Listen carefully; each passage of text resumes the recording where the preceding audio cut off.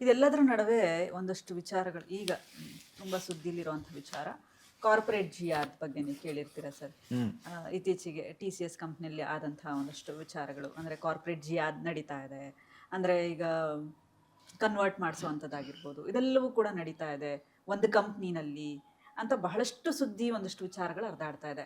ಇದ್ರ ಬಗ್ಗೆ ನೀವು ಏನು ಒಪಿನಿಯನ್ ಹೇಳಿ? ನಾನು ಕೂಡ ಇದ್ರ ಬಗ್ಗೆ ನೋಡಿದೆ.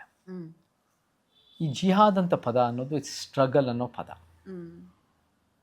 ಅದನ್ನು ನಾವು ಕಾರ್ಪೊರೇಟ್ ಜಿಹಾದ್ ಅನ್ನೋದು ಎಷ್ಟು ಮಟ್ಟಿಗೆ ಆ ಪದ ಬಳಕೆ ಅಗತ್ಯ ಇದೆ ನಾವು ಡಿಸ್ಕಸ್ ಮಾಡ್ಬೋದು. ಬಟ್ ಏನು ನಡೆದಿದೆ ಅಲ್ಲಿ ಅದನ್ನು ನಾನು ಖಂಡಿತ ಖಂಡಿಸ್ತೀನಿ.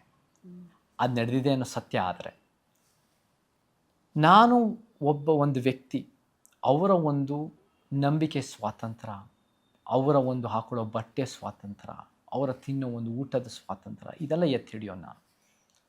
ನಾವು ಉದ್ದೇಶಪೂರ್ವಕವಾಗಿ ಬೇರೆಯವ್ರ ಮೇಲೆ ಹೇರೋದಾಗಿರ್ಬೋದು, ಅದರ ಮೇಲೆ ಅವ್ರ ಮೇಲೆ ಕಿರುಕುಳ ಮಾಡೋದಾಗಿರ್ಬೋದು, ಅದಕ್ಕೆ ಅವರ ಒಂದು ರೀತಿಯ ಧಾರ್ಮಿಕವಾಗಿ ಈ ರೀತಿ ಮಾಡೋದನ್ನು ಯಾವುದೇ ಕಾರಣಕ್ಕೂ ಒಪ್ಪಕ್ಕಾಗಲ್ಲ. People must have their freedom. ಇದನ್ನು ಖಂಡಿಸಿದ ತಕ್ಷಣ ಈ ಒಂದು ನಡೆದಿರೋ ಏನು ಆರೋಪ ಇದೆ, ಇದು ಒಂದು ರೀತಿ ಈ ಒಂದು ವ್ಯಕ್ತಿಯ ಸ್ವಾತಂತ್ರ್ಯನ ಕಿರುಕುಳ ಮಾಡೋ ಒಂದು ಆರೋಪ ಇದೆ.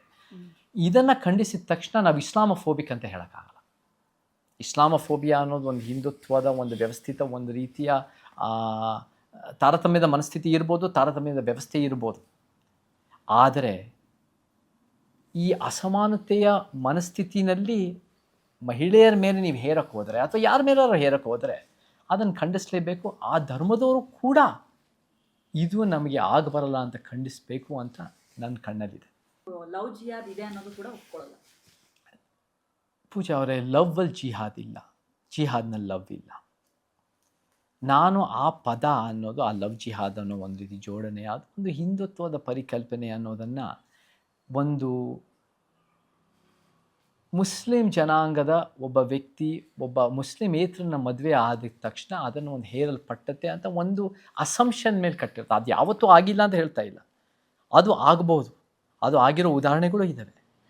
ಬಟ್ ಎಷ್ಟೋ ಮದುವೆಗಳು ಇಬ್ಬರು ಕೂಡ ಬೈ ಚಾನ್ಸಾಗಿ ಮುಸ್ಲಿಮ್ ಆಗಿ ಹುಟ್ಟಿರ್ತಾರೆ, by chance ಮುಸ್ಲಿಮೇತರಾಗಿ ಹುಟ್ಟಿರ್ತಾರೆ.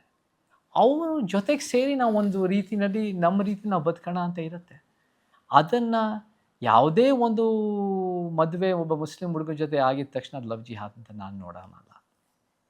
I have to look at case by case. But ಈ ರೀತಿಯಲ್ಲಿ TCS ಆಗಿರೋದು ನಾನು ಅದು ಆರೋಪ ಡೆಫಿನೆಟ್ಲಿ ಇಟ್ಸ್ ವೆರಿ ಪ್ರಾಬ್ಲಮ್ಯಾಟಿಕ್. ಅದನ್ನು ಖಂಡಿಸಬೇಕು. ಬಟ್ ನಾನು ಅವೆಲ್ಲ ಹೇಳ್ದಂಗೆ ಲವ್ವಲ್ಲಿ ಜಿಹಾದ್ ಇಲ್ಲ, ಜಿಹಾದ್ನಲ್ಲಿ ಲವ್ ಇಲ್ಲ ಅಂತ ನಾನು ಮಾತು.